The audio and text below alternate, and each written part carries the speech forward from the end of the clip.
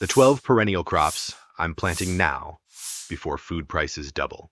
Every single year, you till the soil, buy the seeds, plant, water, fertilize, pray for no late frost, and maybe you harvest something. Then you do it all again next spring. That's not food independence. That's a subscription service with extra steps. Perennial crops break that cycle. You plant once and you harvest for decades. Some of these plants will outlive you and still be feeding your grandchildren. I'm planting 12 of them right now before rising food prices make this decision for you. Here's the trap most gardeners never think about. Annual vegetable gardening, one of the kind promoted in every mainstream homesteading magazine, is a labor-intensive, input-dependent system. It requires seeds every year, fertilizer every year, compost every year. A single late frost, a single pest outbreak, or one supply chain disruption, and your entire season resets to zero. Now look at your grocery bill.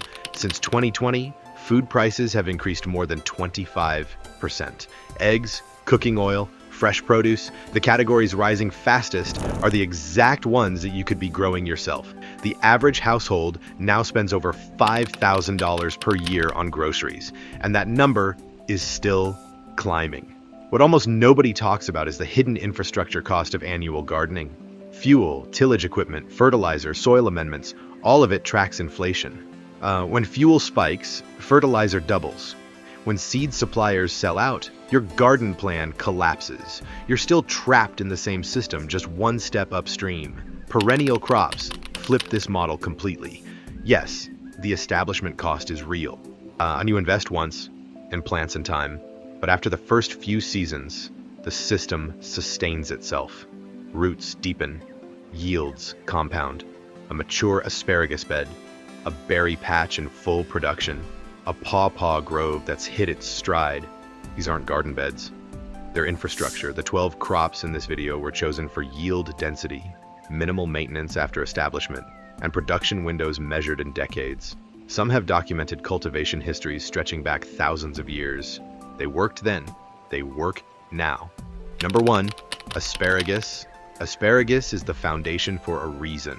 Plant a 2-year-old crown today and you'll wait one more season before harvesting lightly. By year 3, you're pulling spears. By year 5, a healthy bed produces pounds per square foot. Properly managed, an asparagus remains productive for 20 to 30 years, and documented beds in Europe have produced for over a century. Roman legions planted asparagus at permanent camps because it would return without replanting. They understood what modern gardeners forget. Food that comes back on its own is strategically superior. Plant 2-year-old male varieties like Jersey Knight or Jersey Supreme. Male plants put energy into spears instead of seed. Expect $1.50 to $2.50 per crown.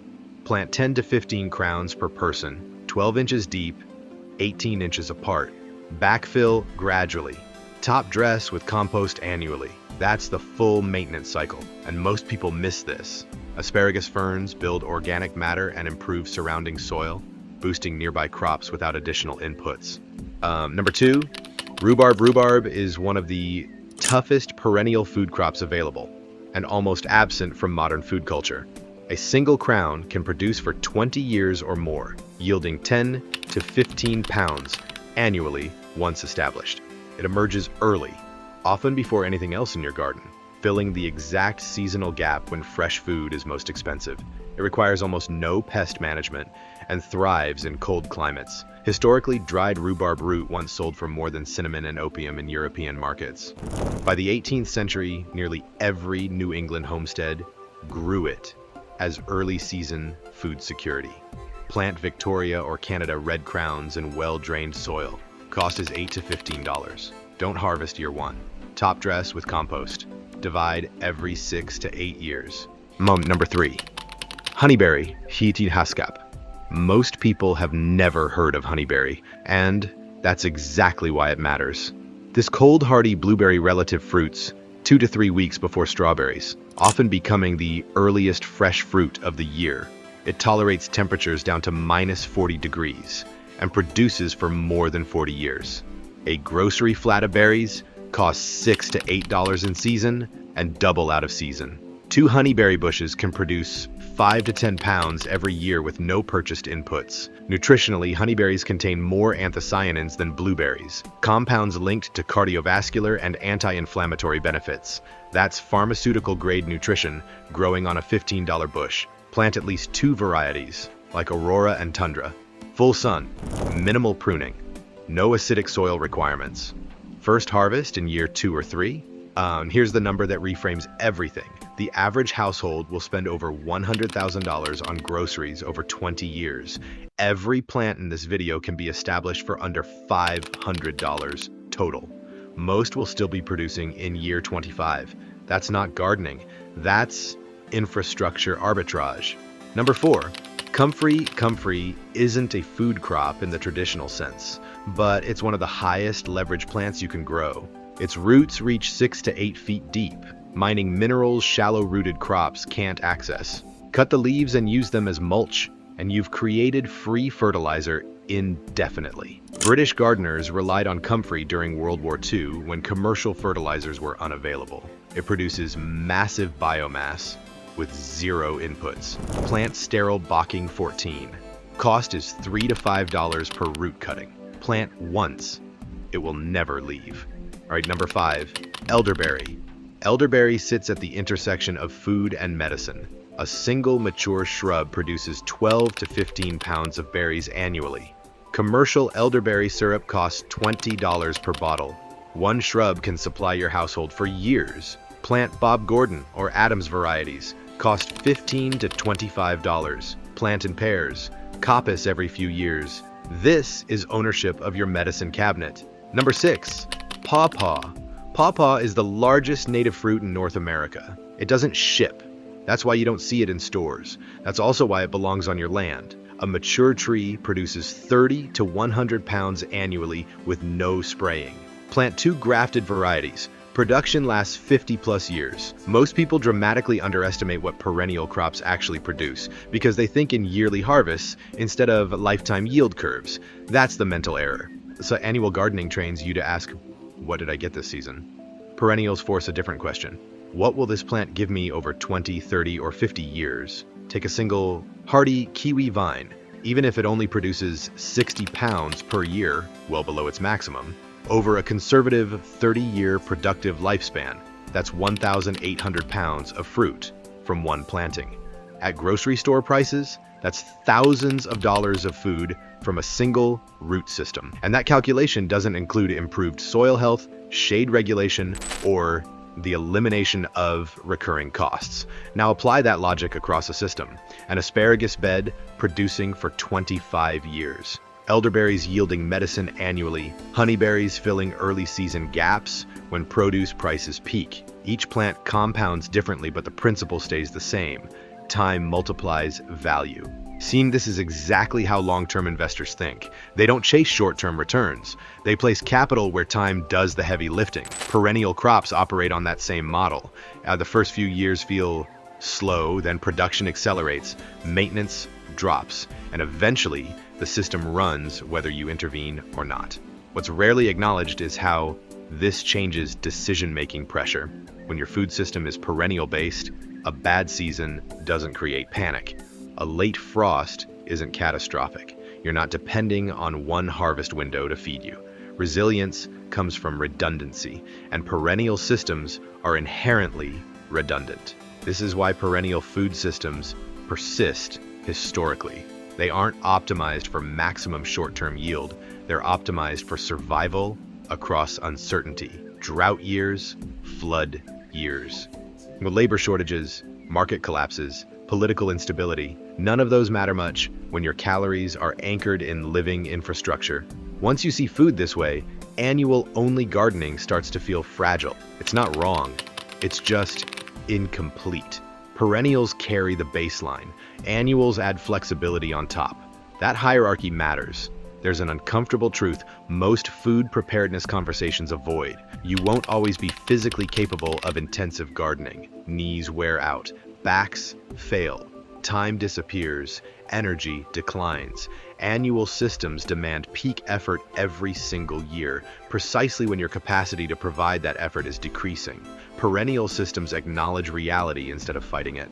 Once established, most of the crops in this video require minimal intervention. No tilling, no replanting, no seed starting marathons. You harvest when you can, you prune occasionally, and the system continues functioning whether you're busy, injured, or simply tired. This matters far more than people admit. Food independence that only works when you're young and strong isn't independence. It's a temporary hobby. True resilience functions across life stages. Think about how many people abandon gardening entirely after one injury or burnout season. Not because they don't value food security, but because the labor demand exceeds their capacity. Perennials close that gap. They also change the way families interact with food production. Children can harvest berries without tools. Elderly family members can collect fruit without bending or digging. Systems become accessible instead of burdensome. Historically, this was intentional. Permanent plantings surrounded homes precisely because they reduced labor. Trees, shrubs, and long-lived root crops were placed where daily access mattered. Annual fields existed, but they were secondary. Modern gardening culture flipped that logic, prioritizing labor-heavy beds and ignoring low-effort producers. That wasn't accidental. It aligned with an economy built on selling inputs repeatedly. Perennials don't ask you to prove commitment every spring. They reward consistency once, then patience. One of the least discussed benefits of perennial food systems isn't physical, it's psychological. When you know that food is growing regardless of market conditions, something fundamental shifts in how you experience uncertainty. Grocery shortages feel abstract instead of threatening. Price spikes become inconveniences, not crises. You stop reacting emotionally to headlines because your baseline needs are already handled. This matters more than people realize. Anxiety changes behavior. It pushes people toward panic buying, bad financial decisions, and reactive planning. A perennial system removes urgency from the equation. You don't need to rush. You don't need to hoard. You don't need to guess. Food becomes predictable again. That stability affects how you allocate money, time, and attention. You're no longer solving the same problem every week. You're maintaining a solution you already built. There's also a deeper effect: agency. Producing food that cannot be taken from you, canceled, or priced out restores a sense of control that modern life quietly erodes. You're no longer entirely dependent on systems you don't influence. That psychological grounding is why people who grow perennial food often report a permanent mindset shift. They stop seeing themselves as consumers first. They become stewards. And stewardship is inherently long-term thinking. The biggest mistake people make with perennial crops isn't choosing the wrong plant. It's waiting for perfect conditions, perfect soil, perfect timing, perfect information. Perennials don't need perfection, they need time. Every year you delay planting is a year of production you can never recover. You can't catch up later. A tree planted 5 years from now will always be 5 years behind one planted today. This is why establishment timing matters more than optimization. You can improve soil later, you can refine spacing later, you can graft better varieties later, but you cannot reclaim lost seasons. But that's why this decision feels urgent without being frantic. You don't need to plant everything, you just need to plant something. Now. One root system in the ground this season beats 10 plans next year. Food prices don't wait. Climate patterns don't pause. Supply chains don't stabilize on schedule. Time moves in one direction whether you act or not. Perennial systems reward early, imperfect action. They punish hesitation. And once the first plants are established, momentum takes over. You build confidence. You add one crop per season. The system grows quietly, almost invisibly, until one day you realize you're harvesting more than you expected and buying less than you used to. That's how food independence actually begins. Not with grand plans, with one plant in the ground. But everything you've seen in this video comes down to one simple reality. Systems that depend on constant buying eventually fail the people inside them. Systems that depend on roots, time, and biology don't. They get stronger the longer you leave them alone. You don't need acres of land. You don't need to do this perfectly. You just need to start while time is still on your side. One plant in the ground this season is already a win. 5 years from now, that decision compounds into food, resilience, and freedom you didn't have to keep paying for. Most people will watch a video like this, nod along, and go back to business as usual. The ones who actually plant something are the ones who quietly opt out of future panic. If this changed how you think about food, independence, or long-term security, make sure you're subscribed. This channel is about building systems that last, not chasing trends. And drop a comment telling me which plant you're starting with. Not someday, this season. Because the best time to plant was years ago.